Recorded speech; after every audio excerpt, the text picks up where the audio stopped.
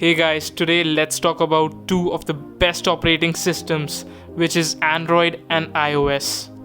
If you have had your Android device for a while now, you have probably started to notice some lag that wasn't there before.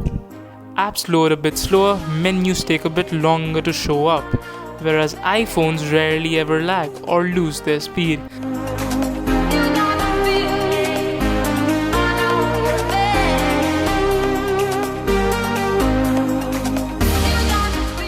The main reason for this is that Apple manufactures their own components, including processors. They have a world-class team of engineers working on it. What Apple does is that they focus on the single core performance of their device more than the multi-core. The reason for this is that maximum tasks that an average user performs on their devices uses single core processors. Multi-core processors are needed too, but not as much. When these multi-core processors are used for longer periods, then the device starts to heat up and results in sudden hangs and lagging. In order to prevent this, smartphone manufacturers use the process of thermal throttling. Thermal throttling reduces the processor's speed of the device. This isn't the case with iPhones.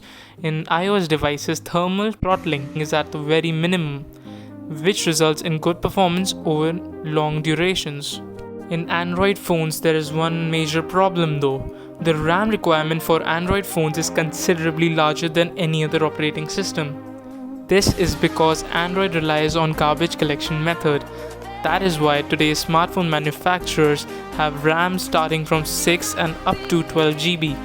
The apps for iOS are designed in such a way that they require minimum amount of RAM. This is why iOS devices have lesser RAM than Android but are still much more efficient and faster. Guys, if you're enjoying the video, do subscribe the channel and hit the bell icon for more exclusive content just like this. Apple keeps pushing updates for all their devices for 3 years even after launch, whereas Android devices are generally supported for up to a year. But can you update your old Android device which is no longer supported to the latest software update? Now that's a question for the next time.